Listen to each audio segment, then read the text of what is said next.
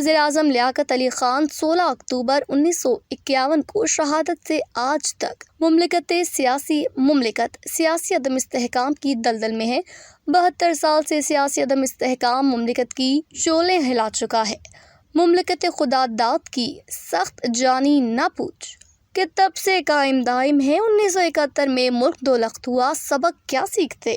گروؤں نے گر اور حکمت عملی کی تبدیلی پر اکتفا کیا۔ مملکت جہاں پہنچ چکی ہے، نکال خانے میں ذمہ داروں کا تعین ممکن نہیں۔ جھوٹ ہاتھوں ہاتھ بک رہا ہے، سچ کا گاہک ڈھونڈنا جوئے شیر لانا ہے۔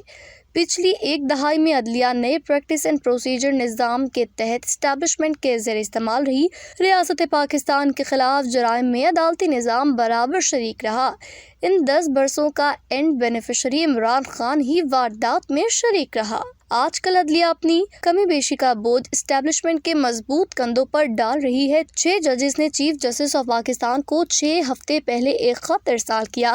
خط میں اسٹیبلشمنٹ خصوصاً خفیہ ادارے کو آڑے ہاتھوں لیا گیا۔ سپریم کورٹ نے اس خط پر نوٹس لے رکھا ہے۔ لائیو کارروائی جاری ہے۔ دوران سماعت ادارے کے کردار پر تند و تیز بحث سے تاثر عام ہے کہ پچھلے 2 سال سے عدالتی نظام مداخلت کی زد میں ہے۔ مجھے کسی جج کے بطل حریت بننے پر اعتراض نہیں، یہ خوش آئند ہے۔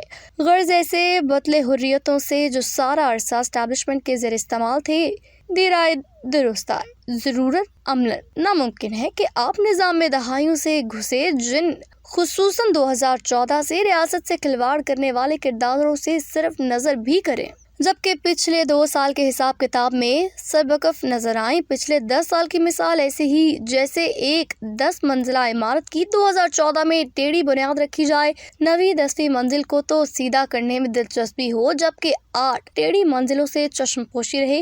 حوصلہ رہتا اگر ہمارا عدالتی نظام اسٹیبلشمنٹ کی مداخلت کو ہمیشہ کے لیے ختم کرنے کے لیے 10 منزلہ عمارت کو پہلی منزل جبکہ بنیادوں سے ہی سیدھا استوار کرتا۔ خاطر جمع پچھلے 10 سال سے آج موجود نظام کو ابتر بنانے میں عدلیہ عمران خان برابر کے شریک۔ تمام مجرموں کی گوشمالی بغیر عدلیہ دیوار سے ٹکر مار کر اپنا سر توڑ سکتی ہے۔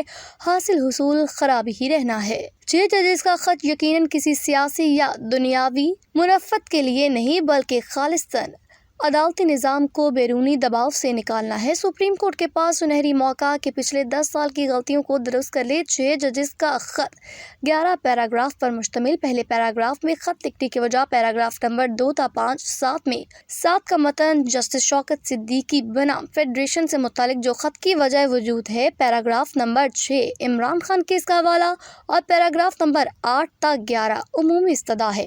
اس خط میں متعین وجوہات گراؤنڈ کے 6 پیراگراف جسٹس صدیقی کی کہانی جنرل فیض کا دباؤ کا حوالہ خط کا بنیادی نقطہ ہے۔ بقول جسٹس صدیقی جون 2018 میں جنرل فیض نے ان سے رابطہ کیا کہ عنقریب احتساب عدالت نواز شریف کو سزا سنانے جا رہی ہے، آپ ضمانت نہیں دیں گے وگرنہ ہماری محنت ضائع جائے گی۔ جنرل فیض پیشگی نواز شریف کی سزا کا مسودہ سنا رہے تھے۔ 2 تاریخیں اور ذہن نشین رکھیں۔ 6 جولائی 2018 نواز شریف کو سزا سنائی گئی۔ 25 جولائی 2018 کو RTS الیکشن منعقد ہوئے۔ اس سے پہلے نواز شریف کو سیاست میں تاحیات نااہل قرار دے کر پارٹی چھینی جا چکی تھی۔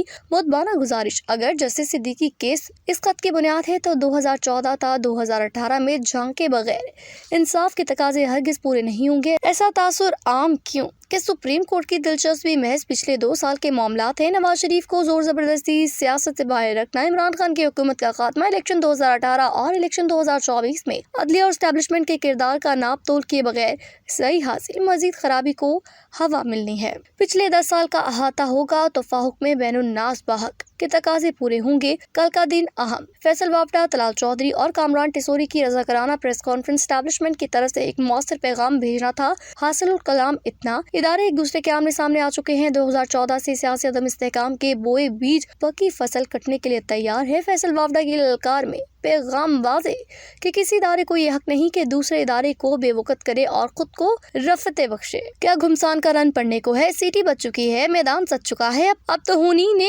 ہونا ہے۔